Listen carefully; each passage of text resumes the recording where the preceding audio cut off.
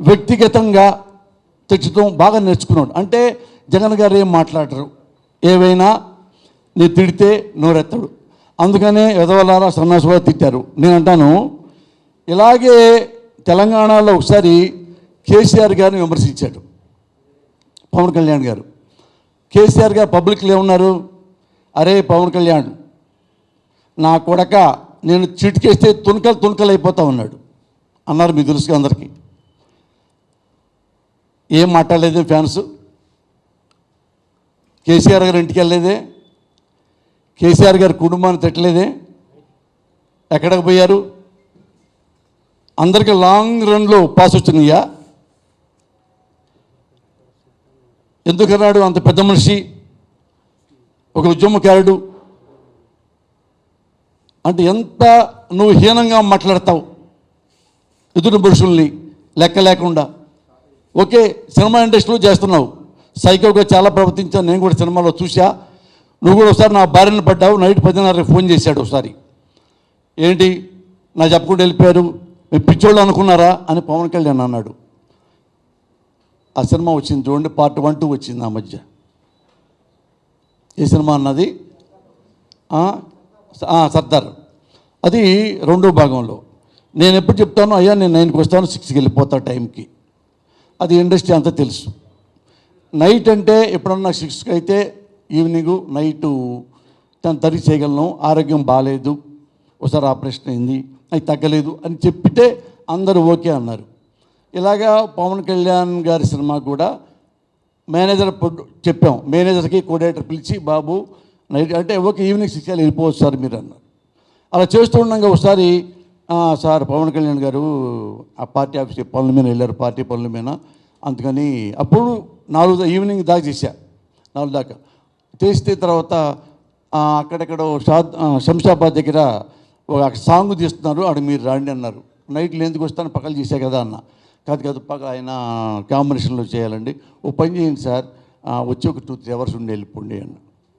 సరే పెద్ద హీరో అని అయినా సరే ఓకేనయ్యా, 7కి వస్తా, పర్ఫెక్ట్గా 6:50కి వస్తాను, 9కి వెళ్ళిపోతా.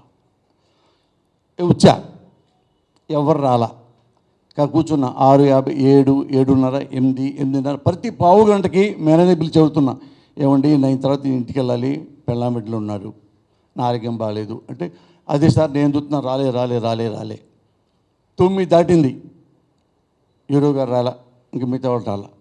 ఏమయ్యా నేను వెళ్ళిపోతున్నాను. మీ టైం మీరు ఇచ్చారు కదా సార్, మీరు వెళ్ళిపోండి అన్నాడు మేనేజర్ సుబ్రహ్మణ్యం గారు. నేను వెళ్ళిపోయి ఇంటికి వెళ్ళి స్నానం చేసి ఆనందం ఉన్నా. నైట్ 10:30కి పవన్ కళ్యాణ్ గారు ఫోన్ చేశారు. ఏంటి బాబు అన్న. ఎత్తడంతోనే, ఏమండి మేము పిచ్చోళ్ళమా, ఎలా వెళ్తారు మీరు మా చెప్పకుండా, ఏమనుకున్నారు సినిమా అంటే వెళ్ళిపోతారట మీరు, ఏమనుకుని వెళ్ళిపోయారు మీరు. ఇలా అనగానే నేను ఒకసారి ఆగవయ్యా, అగో ఏగం మాడుతున్నావు నువ్వు, నేను మాడతాను విను. నువ్వు 10ంటికి వస్తే నేను 10ంటికి రావాలా, నువ్వు 1 గంటకు వస్తే 1 గంటకు ఉండాలా, నేను సుప్రీం అనుకున్నావా, నేను కూడా ఆర్టిస్ట్ని, నేను 9 to 6 వస్తానన్నా, వచ్చా నువ్వు లేవు, 9 దాకా వెయిట్ చేసా నువ్వు లేవు, అప్పుడు దాకా మేమేం చేయాలి, నువ్వు రాజకీయాల పనులు చూసుకొని నువ్వు వస్తే మేము వెయిట్ చేయాలా, బానిసలాగా, నా హెల్త్ బాగా అంత ఉండను. సార్ నాకు వీళ్ళు ఎలా చెప్పలేదు సార్, యదవులు ఎలా చేస్తే మిమ్మల్ని పావుగంటలు పంపించేవాడిని సార్, ఇప్పుడు తెలుసుకున్నావు కదా నువ్వు, ఇక అలాగే బిహేవ్ చేయి, నైట్ టైం ఫోన్ చేసి ఇట్లా లాడ్లాగా ఫోన్ చేయకు. సారీ సార్, ఓకే పెట్టే. అక్కడ వాళ్ళందరూ తెలిసిపోయింది పక్క వాళ్ళకి. ఒక పావుగంట కామ్ కూర్చున్నారంట. కూర్చొని రేపు నుంచి పోస్తాను గారు మనకు లేరు, కంటిన్యూ చేయి అని ఆ కోఆర్డినేటర్ పిలిచి అడిగితే, అవునండి 7 to 9 అని చెప్పారు. అతన్ని స్పాట్లో తీసి పరేశాడు అతన్ని. ఓకే మన సంబంధం లేదు. ఇది అతనికి నా మీద ఇంతవరకు ఉంది.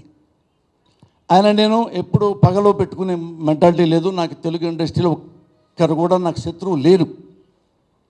ఈ 35 ఏళ్ల ట్రావెలింగ్లో ఒక్కరు కూడా నాకు శత్రువు లేరు. ఇప్పుడు ఇలా అన్నాడు. నేను జగన్ గారిని ప్రేమించే వ్యక్తిని, వైసీపీ కార్యకర్తని. ఆయన పార్టీకి పెట్టక ముందు నుంచి నేను ఆయనకి సర్వీస్ చేస్తూనే ఉన్నా. నేను కార్యకర్త, మీకు మీ అభిమానం ఉన్నప్పుడు మిమ్మల్ని ఏమంటే మీ అభిమానులు ఎలా రియాక్ట్ అవుతున్నారు? మరి నేను కూడా జగన్ గారి అభిమాన్ని, అన్యాయంగా తిడుతుంటే నాకు రియాక్ట్ అవుతా కదా. నేను రియాక్ట్ అయినా మీ ఫ్యాన్స్ లాగా నేను అమ్మలా బుద్ధులు తిట్టలేను, ఏమీ చేయలేను. పబ్లిక్ కానీ మీ ప్రెస్ ముందే నేనేం వాగానో మీరు చూస్తూ ఉంటారు. వల్గర్గా నేనేం అనలేదు, నిన్ను క్వశ్చన్లు వేసా, ఇలా చేస్తే ఇది కరెక్ట్ కదా అని చూపించాం క్లిప్పింగ్స్. మీరు ఎన్ని నాలుగులతో మాట్లాడతారు, ప్రశ్నిస్తానికి వచ్చాను కదా అన్నారు.